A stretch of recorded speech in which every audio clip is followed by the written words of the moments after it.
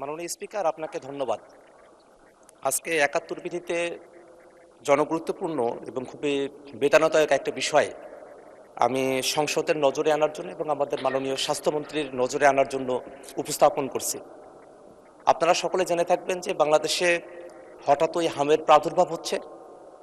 আমাদের অসংখ্য শিশু হামে আক্রান্ত হচ্ছেন এবং এখনো পর্যন্ত গত ৩ সপ্তাহে হামে সাসপেক্টেড মৃত্যুর সংখ্যা ১১৫+ এবং কনফার্মড মৃত্যু প্রায় ৩০ জনের মতো গত ৩ সপ্তাহেই। এভাবে সারা দেশে হাজার হাজার শিশুরা তারা হামে আক্রান্ত হচ্ছেন। আমাদের মাননীয় স্বাস্থ্যমন্ত্রী বলেছেন যে গত ৮ বছর যাবত হামের টিকা দেওয়া হয় নাই। এই তথ্যটা আসলে সঠিক তথ্য কিনা সেটা নিয়েও যারা হামের টিকা প্রদান করে থাকেন, মাঠ পর্যায়ের কর্মীরা আছেন, তাদের মধ্যে এক ধরনের উৎকণ্ঠা বা এক ধরনের ভিন্নমত আমরা খেয়াল করেছি। সেক্ষেত্রে যদি হামের টিকা না দেওয়া হয়ে থাকে ২০২৪ বা তার পরবর্তী সময়গুলোতে, সেক্ষেত্রে কেন দ্রুত গতিতে যারা 0 ডোজের শিশুরা ছিলেন তাদেরকে টিকার আওতায় নিয়ে আসা হলো না বা তার জন্য একটা ক্যাম্পেইনের ব্যবস্থা করা হলো না, সেটা আমাদেরকে অবাক করে মাননীয় স্পিকার। সব কিছু মিলিয়ে আমরা প্রথমত আগেই একটা ব্যবস্থা গ্রহণ করতে ব্যর্থ হয়েছি এবং পরবর্তীতে আমাদের শিশুরা যখন হাসপাতালে হামে আক্রান্ত হয়ে এসেছেন, আমরা জানি যে হামের চিকিৎসার জন্য আইসোলেশনের প্রয়োজন হয়, কিন্তু আমাদের হসপিটালগুলোতে আইসোলেশন ফ্যাসিলিটিস একেবারেই নাই। উপজেলা পর্যায়ে নাই, জেলা পর্যায়ে নাই, এমনকি যেগুলো আরও বড় বড় হসপিটাল আছে সেই জায়গাগুলোতেও নাই। বিশেষত রাজশাহী অঞ্চলের কথাটা এখন বেশি নজরে আসছে এবং যে আইসিইউ বা এনআইসিইউগুলো প্রয়োজন হয় সেই পর্যাপ্ত আইসিইউ বা এনআইসিইউ এরও ব্যবস্থা নাই। এবং আরেকটা বিষয় খেয়াল করে দেখা গেছে যে আমাদের দেশে হামের টিকা দেওয়া হয় ৯ মাস বয়স থেকে, কিন্তু এখন হামের যারা আক্রান্ত শিশুরা আছেন তারা আসলে ৬ মাস বয়স বা তারও কম বয়স থেকে তারা হামে এটা আক্রান্ত হচ্ছেন। সেক্ষেত্রে আমাদের যারা সরকারের চাকরিতে যারা রোগতত্ত্ব বিশারদ যারা আছেন তারা কেন এই বিষয়টা আগে থেকে ফাইন্ড আউট করতে পারলেন না এবং সে অনুযায়ী ব্যবস্থা গ্রহণ করতে পারলেন না। সেক্ষেত্রে মন্ত্রণালয়ের অধীনে, স্বাস্থ্য মন্ত্রণালয়ের অধীনে যেসব কর্মকর্তারা আছেন তাদের ফেইলিওরটা কোথায়, সেই বিষয়গুলো নিয়ে এবং হামের এই প্রাদুর্ভাব মোকাবেলা করে আইসোলেশন ফেসিলিটিস, আইসিইউ ফেসিলিটিস, ডাক্তারদের জন্য সার্বক্ষণিক তদারকির ব্যবস্থা গ্রহণ করে হাম বিষয়টাকে একটা তড়িৎ গতিতে সমাধানের দিকে নিয়ে আসার জন্য, আমাদের শিশুদেরকে রক্ষা করার জন্য, মৃত্যু থেকে বাঁচানোর জন্য মাননীয় স্বাস্থ্যমন্ত্রী তার কোনো পরিকল্পনা আছে কিনা এবং সেটা কী ধরনের পরিকল্পনা, সেই বিষয়ে আপনার মাধ্যমে মাননীয় স্বাস্থ্যমন্ত্রীর দৃষ্টি আকর্ষণ করছি। ধন্যবাদ মাননীয় স্পিকার। আপনাকে ধন্যবাদ মাননীয় সদস্য। মাননীয় স্বাস্থ্য পরিবার কল্যাণ মন্ত্রী জনাব সর্দার মোহাম্মদ সাখাওয়াত হোসেনকে এই বিষয়ে তার সংক্ষিপ্ত বিবৃতি দেওয়ার জন্য অনুরোধ জানাচ্ছি। মাননীয় স্পিকার, আপনাকে ধন্যবাদ। মাননীয় সংসদ সদস্যকে এই গুরুত্বপূর্ণ বিষয়টিতে নোটিশ প্রদানের জন্য আমি ধন্যবাদ জানাচ্ছি। আমি ওনার নোটিশের জবাবে উত্তর দেওয়ার আগে মাননীয় স্পিকার, আমি দু একটি কথা বলতে চাই। মাননীয় সংসদ সদস্য ওনার যে নোটিশটি দিয়েছেন, নোটিশটি উত্থাপন না করে উনি কিন্তু একটা ন্যারেটিভ সাবমিট করেছেন সংসদের সামনে, যেটার জন্য আমার কাছে পর্যাপ্ত উত্তর রয়েছে, যে উত্তরে উনি সন্তুষ্ট হবেন। কিন্তু ওনার নোটিশটা ছিল শুধু উত্থাপনটা করা এই বিষয়টিতে, ওই মিজেলসের ব্যাপারে। যাই হোক, উনি যে প্রশ্নটা, যেই উত্থাপনটা এখন করেছেন, এটা যদি পরবর্তীতে প্রশ্ন আকারে করেন আমি ওনাকে ন্যারেটিভ উত্তর দিয়ে দিব। বর্তমান যে নোটিশটি আমি হাতে পেয়েছি তার উত্তরে মাননীয় স্পিকার আমি জানাচ্ছি,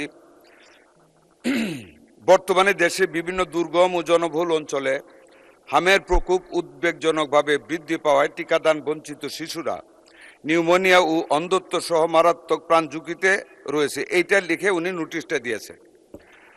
মাননীয় স্পিকার, আমি উত্তরটা পড়ে শোনাচ্ছি। মাননীয় সদস্য উত্থাপিত গুরুত্বপূর্ণ বিষয়ের জন্য ওনাকে ধন্যবাদ। মাননীয় স্পিকার, অতীতের সরকারগুলির সম্পূর্ণ ভুল ব্যবস্থাপনা এবং ব্যর্থতার কারণে, সরকারগুলোর বলতে ফ্যাসিস্ট সরকার এবং জাস্ট ইমিডিয়েট পাস্ট যে গভর্নমেন্ট গিয়েছে ওদেরই মিন করতেছি। মাননীয় স্পিকার, ভুল ব্যবস্থাপনা এবং ব্যর্থতার কারণে বর্তমানে হামের প্রাদুর্ভাব বৃদ্ধি পেয়েছে। দেশের সর্বশেষ হাম রুবেলার ক্যাম্পেইন 2020 সালের ডিসেম্বরে অনুষ্ঠিত হওয়ার পর দীর্ঘ 5.5 বছর যাবৎ কোনো ক্যাম্পেইন পরিচালিত হয়নি। মাননীয় স্পিকার, এখানে আপনার আপনাকে জানানোর জন্য বলতে চাই, প্রতি 4 বছর পর হাম রিবেলার এই ক্যাম্পেইনটি হওয়ার কথা ছিল প্রতি 4 বছর পর পর, মাননীয় স্পিকার। সেইটা গত 5.5 বছর যাবত হয় নাই, ফলে নিউবর্ন বেবি এবং লেফট আউট বেবিজের সংখ্যা অনেক বৃদ্ধি পেয়েছে, যারা এখন হামে আক্রান্ত হচ্ছে। এছাড়া টিকা ক্রয়, সংগ্রহ ও সরবরাহ ব্যবস্থাপনায় পূর্ববর্তী দুটো সরকারের অদূরদর্শী সিদ্ধান্ত ও দীর্ঘসূত্রিতার ফলে টিকার মজুতে মারাত্মক সংকট তৈরি হয়। এর পরিণতিতে দেশব্যাপী হামের টিকা সহ আরও 6 ধরনের গুরুত্বপূর্ণ টিকার অভাব দেখা দেয়, যার কারণে বহু শিশু নিয়মিত টিকাদান সেবা থেকে বঞ্চিত হয় এবং সংক্রামক রোগে আক্রান্ত হওয়ার উচ্চ ঝুঁকিতে পড়ে, যার ফলাফলে বর্তমান সংকট তৈরি হয়েছে। মাননীয় স্পিকার, নানা প্রতিকূলতা সত্ত্বেও মাননীয় প্রধানমন্ত্রী জনাব তারেক রহমানের গতিশীল নেতৃত্ব, বিচক্ষণতা এবং পরামর্শে আমরা টিকাদান কর্মসূচি জরুরি ভিত্তিতে এগিয়ে আনতে সক্ষম হয়েছি। আমরা গতকাল 5 এপ্রিল থেকে হামের টিকাদান কার্যক্রম শুরু করেছি। প্রথম ধাপে সারা বাংলাদেশের 18টি জেলা এবং 30টি ঝুঁকিপূর্ণ উপজেলায় জরুরি হাম রিবেলা টিকাদান কর্মসূচি শুরু করেছি, যার মধ্যে 5টি স্পটে আমি সহ আমার প্রতিমন্ত্রী সহ আমাদের কর্মকর্তাগণ আমরা সশরীরে হাজির থেকে আমরা সেই কার্যক্রম শুরু করেছি। এই কর্মসূচির আওতায় মাননীয় স্পিকার 6 মাস থেকে 5 বছরের কম বয়সী অর্থাৎ 59 মাস, 1 মাস কম 5 বছর সকল শিশুকে ক্রাশ প্রোগ্রাম হামের টিকা প্রদান করা হচ্ছে। প্রথম ধাপে 12 লক্ষ শিশুকে টিকার আওতায় আনার লক্ষ্য নির্ধারণ করা হয়েছে। মাননীয় স্পিকার, আমি অত্যন্ত আনন্দের সাথে বলতে চাই, আমাদের জন্য এটা একেবারে ফার্স্ট স্টার্ট। আমরা একটা ব্যর্থতা থেকে নিজেদেরকে নিয়োজিত করে মাননীয় প্রধানমন্ত্রীর অত্যন্ত বিচক্ষণ নেতৃত্বে টিকাদান কর্মসূচিটা শুরু করে আমাদের একটা সফলতা গতকাল হয়েছে। আমাদের লক্ষ্যমাত্রা ছিল গতকাল 30টি উপজেলায় ৭৬,০০০ শিশুকে আমরা টিকা দেব। আলহামদুলিল্লাহ মাননীয় স্পিকার, আমরা ৭৩,০০০ শিশু আমাদের এই আওতায় গতকাল টিকা গ্রহণ করেছে, যা ৯৬% অর্জন আমাদের মন্ত্রণালয়ে। আগামী 12 এপ্রিল হতে মাননীয় স্পিকার, ঢাকা উত্তর ও দক্ষিণ সিটি কর্পোরেশন, ময়মনসিংহ এবং বরিশাল সিটি কর্পোরেশন এবং আগামী 3 মে হতে সারা দেশে অবশিষ্ট সিটি কর্পোরেশন ও জেলাগুলিতে আমরা এই জরুরি টিকাদান কর্মসূচি বাস্তবায়ন করব ইনশাআল্লাহ। মাননীয় স্পিকার, টিকাদানের পাশাপাশি আমরা শুধু টিকাদান চালাচ্ছি না, এর পাশাপাশি হামে আক্রান্ত এবং ঝুঁকিতে থাকা শিশুদের ভিটামিন এ ক্যাপসুল খাওয়ানো হচ্ছে গতকাল থেকে। মাননীয় স্পিকার, জরুরি ভিত্তিতে দেশের প্রতিটি জেলায় 6 মাস থেকে 1 বছর পর্যন্ত বয়সী শিশুদের জন্য ভিটামিন এ ক্যাপসুল 1 লক্ষ ইউনিট অর্থাৎ 7,500 পিস এবং 1 বছর 5 বছরের কম বয়সী শিশুদের জন্য 2 লক্ষ ইউনিট 15,000 পিস করে ভিটামিন এ ক্যাপসুল জেলায় বিতরণ করা হচ্ছে, যা আক্রান্ত শিশুদের চিকিৎসায় এই সংকট মোকাবেলার জন্য অত্যন্ত কার্যকর ভূমিকা রাখবে। মাননীয় স্পিকার, ঝুঁকিপূর্ণ শিশুদের জন্য দেশের সকল সরকারি হাসপাতালে আইসোলেশন ওয়ার্ড, যেটা আপনি বলেছেন, আইসোলেশন ওয়ার্ডের ব্যবস্থা করা হয়েছে। আমাদের হাতে মাননীয় স্পিকার, এমন দোয়া করি না যে রুগী বাড়ুক, কিন্তু যতই বাড়ুক না কেন প্রত্যেকটি হাসপাতালে আইসোলেশন ওয়ার্ডের ব্যবস্থা করা হয়েছে। রাজশাহী হাসপাতালে আরও 250 আইসোলেশন বেড ব্যবস্থা করা হচ্ছে। আমাদের যদি কোনো রুগী আসে, দোয়া করেন যাতে না আসে, আমরা প্রস্তুত আছি। আইসিইউ ইউনিট প্রস্তুত আছে, আমাদের ভেন্টিলেটরও প্রস্তুত আছে। শুধু ভেন্টিলেটর না, আমাদের আইসিডিডিআর বেড একজন ডাক্তার তাহমিদ, উনি অত্যন্ত স্বল্প খরচে, মাত্র 300 টাকা খরচে নতুন অক্সিজেন ইনফ্লো অ্যান্ড আউটফ্লোর একটা মেশিন সিস্টেম আবিষ্কার করেছে, যেটা দিয়ে যে কোনো হাসপাতালে যে কোনো সময় আমরা যে কোনো হামের রুগীকে এখন অক্সিজেন প্রবাহ দিতে পারি লাঙের ভিতরে। মাননীয় স্পিকার, ঝুঁকিপূর্ণ শিশুদের জন্য দেশের সকল সরকারি হাসপাতালে আইসোলেশন ওয়ার্ড, যেটা আপনি বলেছেন, আইসোলেশন ওয়ার্ডের ব্যবস্থা করা হয়েছে। আমাদের হাতে মাননীয় স্পিকার, এমন দোয়া করি না যে রুগী বাড়ুক, কিন্তু যতই বাড়ুক না কেন প্রত্যেকটি হাসপাতালে আইসোলেশন ওয়ার্ডের ব্যবস্থা করা হয়েছে। রাজশাহী হাসপাতালে আরও 250 আইসোলেশন বেড ব্যবস্থা করা হচ্ছে। আমাদের যদি কোনো রুগী আসে, দোয়া করেন যাতে না আসে, আমরা প্রস্তুত আছি। আইসিইউ ইউনিট প্রস্তুত আছে, আমাদের ভেন্টিলেটরও প্রস্তুত আছে। শুধু ভেন্টিলেটর না, আমাদের ICDDR বেড ডাক্তার, একজন ডাক্তার ডাক্তার তাহমিদ, উনি অত্যন্ত স্বল্প খরচে, মাত্র 300 টাকা খরচে নতুন অক্সিজেন ইনফ্লো অ্যান্ড আউটফ্লোর একটা মেশিন মানে সিস্টেম আবিষ্কার করেছে, যেটা দিয়ে যে কোনো হাসপাতালে যে কোনো সময় আমরা যে কোনো হামের রুগীকে এখন অক্সিজেন প্রবাহ দিতে পারি লাঙের ভিতরে। মাননীয় স্পিকার, স্বাস্থ্যকর্মীদের সক্ষমতা বৃদ্ধির উদ্যোগ নেওয়া হয়েছে। মাঠ পর্যায়ে দায়িত্ব পালনরত সকল স্বাস্থ্যকর্মীদের এই জরুরি অবস্থায় সকল ছুটি বাতিল করা হয়েছে। মাননীয় স্পিকার, ইতিমধ্যে ঝুঁকিপূর্ণ এলাকায় নিবিড় মনিটরিং ও তদারকি বৃদ্ধি করা হচ্ছে। বর্তমান পরিস্থিতিতে জরুরি ভিত্তিতে টিকা ক্রয় কার্যক্রমের উদ্যোগ নেওয়া হয়েছে। এছাড়া উন্নয়ন সহযোগী সংস্থার হু অ্যান্ড ইউনিসেফ ইত্যাদির সাথে সমন্বয় জোরদার করা হয়েছে। আমরা সকল অংশীজনের সঙ্গে সমন্বয়ের মাধ্যমে কাজ করে যাচ্ছি। আজকেও ওয়ার্ল্ড ব্যাংক আমাদের ডাকে সাড়া দিয়ে আমাদের সাথে সকালে মিটিং করেছে। তারা বিভিন্নভাবে এই হামকে মোকাবেলা করার জন্য, এই রিবেলাকে মোকাবেলা করার জন্য আমাদেরকে সহযোগিতার আশ্বাস দিয়েছে। আমরা মন্ত্রণালয় থেকে মাননীয় প্রতিমন্ত্রীকে হেড করে আমরা 5 সদস্য বিশিষ্ট একটা কমিটি ওনাদের সাথে কাজ করার জন্য সচিব আমরা করে দিয়েছি। আরও অনেক গ্র্যান্ট এবং এইডস এই খাতে আমরা পাবো ইনশাল্লাহ। অংশীজনের সঙ্গে সমন্বয় আওতায় আসে, প্রতিরোধযোগ্য রোগ থেকে সুরক্ষিত থাকে। আমরা বিশ্বাস করি এই সমন্বিত ব্যাপক টিকাদান কর্মসূচির মাধ্যমে অতি দ্রুত হাম সংক্রমণ নিয়ন্ত্রণে আনা সম্ভব হবে। পরিশেষে আরও জানাচ্ছি, আমরা করোনাকালীন অব্যয়িত 604 কোটি টাকা দিয়ে আমরা ইউনিসেফ থেকে আরও হামের টিকা এবং অন্যান্য টিকা আমরা কালেকশন করতেছি। ভবিষ্যতে আমাদের কোনো সময় টিকার কোনো আমাদের শর্টেজ পড়বে না। আমরা অলওয়েজ আমাদের হাতে টিকাতে আমরা সমৃদ্ধশীল থাকব। ধন্যবাদ মাননীয় স্পিকার আপনাকে। এক্সিলেন্ট, ধন্যবাদ মাননীয় মন্ত্রী। মাননীয় সদস্য জনাব আক্তার হোসেন, আপনি এ বিষয়ে একটি প্রশ্ন করতে পারেন। ধন্যবাদ। ধন্যবাদ মাননীয় স্পিকার, ধন্যবাদ মাননীয় মন্ত্রীকে।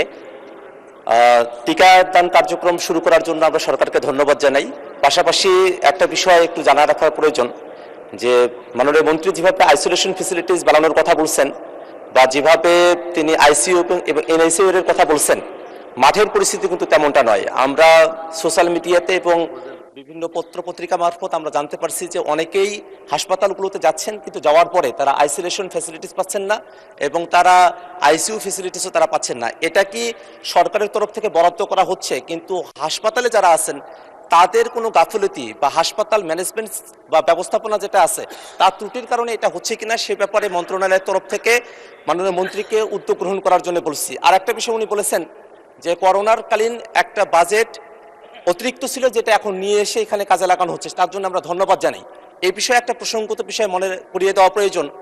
বাংলাদেশে স্বাস্থ্য খাতে যে পরিমাণে বাজেট বরাদ্দ করা হয় সেই পরিমাণে বাজেট কিন্তু ব্যয় করা হয় না। যেমনটা দেখা গেছে যে 2024-25 অর্থ বছরে স্বাস্থ্য খাতে বাজেট ছিল 41,407 কোটি টাকা, সেখানে সংশোধিত বাজেট হয়েছিল 29,782 কোটি টাকা, অর্থাৎ 11,000 কোটি টাকা কিন্তু অব্যবহৃত থেকে গেছে। আবার অপারেশনাল যে বাজেট ছিল সেটা ছিল 19,973 কোটি টাকা এবং সেটা খরচ হয়েছে, সংশোধিত আকারে এসেছে 13,603 কোটি টাকা, অর্থাৎ সেখানেও প্রায় 6,000 কোটি টাকা কিন্তু অব্যবহৃত থেকে গেছে। আমাদের মোট বাজেটের মাত্র 5% স্বাস্থ্য খাতে বরাদ্দ করা হয়, জিডিপির যেটা 1%রও কম, এবং আমাদের আসলে আউট অফ দ্য পকেট, পিপলের পকেট থেকেই প্রায় 70% স্বাস্থ্য খাতে তাদেরকে খরচ করতে হয়। সে ব্যাপারে সামনে বাজেটও আসছে, সেই বাজেটের সময়টাতে এই স্বাস্থ্য খাতে বাজেট বরাদ্দ করা হবে কিনা, এবং যে বাজেট বরাদ্দ করা হয় তার 25% যে অব্যবহৃত থেকে যায়, সেই 25% অব্যবহৃত না থেকে আরও বাজেট বৃদ্ধি করে স্বাস্থ্য খাতে আইসোলেশন ফেসিলিটিস, আইসিইউ ফেসিলিটিস এবং অন্যান্য যেসব যন্ত্রপাতিগুলো প্রয়োজন রয়েছে সেগুলোর মজুদের জন্য কোনো ব্যবস্থা গ্রহণ করা হবে কিনা আপনার মাধ্যমে মাননীয় স্বাস্থ্যমন্ত্রীর দৃষ্টি আকর্ষণ করছে মাননীয় স্পিকার। ধন্যবাদ মাননীয় সদস্য। মাননীয় স্বাস্থ্যমন্ত্রী। প্লেন্টি অফ কোয়েশ্চেন্স মাননীয় স্পিকার। নাম্বার 1 যেটা উনি বলেছেন মিডিয়াতে, এবং উনি যা জানেন, আমি যা বক্তব্য রেখেছি সরেজমিনে সেটা পাচ্ছেন না। মাননীয় সংসদ সদস্য, ভালো কাজ আদায় করতে হলে মানুষের উপর কিছু প্রেশার রাখা হয়। আমার মনে হয় মিডিয়া আমাদেরকে ওই প্রেশারটাই রাখছে। আমাদের একটা হসপিটালে আইসোলেশন ওয়ার্ডের কোনো ঘাটতি নেই, আপনাকে আমি অনুরোধ করব আপনি আমার সাথে কালকে চলেন, কোনটায় দেখবেন প্রত্যেকখানে আমাদের ব্যবস্থা করে রাখা হয়েছে মিজেলস রোগের জন্য, এবং ভেন্টিলেটর আমাদের মন্ত্রণালয়ের রেডি আছে, যখন যেখানে প্রয়োজন আমরা ভেন্টিলেটরও দিয়ে যাচ্ছি। কাজে এই ব্যাপার আপনাকে আমি নিশ্চিত করতে পারি ইনশাল্লাহ আমাদের আইসোলেশন অভাব। আপনি রাজশাহীতে খবর নেন, ওইখানেও আমরা গতকাল আলাপ করেছি, আমাদের সব কিছু রেডি আছে। দুই নম্বর যেটা বলেছেন আইসিউর কথা, দেখেন আইসিইউ ইচ্ছা করলে এখনই করা যায় না। আইসিইউ আমাদের প্রত্যেকটা জায়গায় এই মিজেলস আসার পরে আমরা করেছি। এমনকি আপনাকে বলি 18 ঘন্টায় আইসিইউ ওয়ার্ড আমরা চালু করেছি ইনফেকশাস ডিজিজ সেন্টারে। যখন একটা রোগী মারা গেল মধ্যরাতে, সেখানে আমি, আমার সচিব, আমাদের ডিজি আমরা গিয়েছি। মাননীয় প্রধানমন্ত্রী তদারকি করেছেন, আমরা সেখানে গিয়েছি। মাননীয় প্রধানমন্ত্রী আমাকে বলেছেন, প্রথম আমি শুনি না, আই হার্ড ফ্রম হিম যে একজন রোগী মারা গেছে। কাজে ধন্যবাদ মাননীয় প্রধানমন্ত্রীকে ওনার বিচক্ষণতার জন্য। ওখানে গিয়েছি, ওই একটা আইসিইউ ইউনিট যেটা ক্লোজড ছিল, after the closure of the project of world bank, that ICU had been closed by World Health Organization. আমরা 18 ঘন্টার ভিতরে ওই আইসিইউ খুলেছি, আমরা অ্যাটাচমেন্টে ডাক্তার দিয়েছি, আমরা নার্স দিয়েছি, আয়া দিয়েছি, অ্যানেস্থেশিয়ার লোক দিয়েছি এবং পরিপূর্ণভাবে চালু করেছি। আপনি জানেন রাজশাহীর কথা, 11 দিনে 33টা বেবি মারা গিয়েছিল। আমরা খবর পাওয়ার পরের দিনের ভিতরে আমরা ভেন্টিলেটর দিয়েছি, আমাদের সচিব ডিজি সবাই গিয়েছে, আমরা সার্বক্ষণিক যোগাযোগ রেখে ওইটা আমরা মানে আইসিইউ ইউনিট খুলে আমরা একদম ফুললি ফার্নিশড করেছি। আমাদের রোগী এখন একটা আল্লাহর রহমত কোনো ক্যাজুয়ালিটিস নেই। আরেকটা যেটা বাজেটের কথা বলেছেন, এখনও তো আমরা বাজেট দেইনি মাননীয় সংসদ সদস্য। Wait and see what we give, what we spend. Inshallah, transparently, honestly, sincerely, whatever the budget shall be granted by our Honorable Prime Minister and this House, we must spend it on the real grounds of necessity of the health. ধন্যবাদ আপনাকে। ধন্যবাদ মাননীয় মন্ত্রী।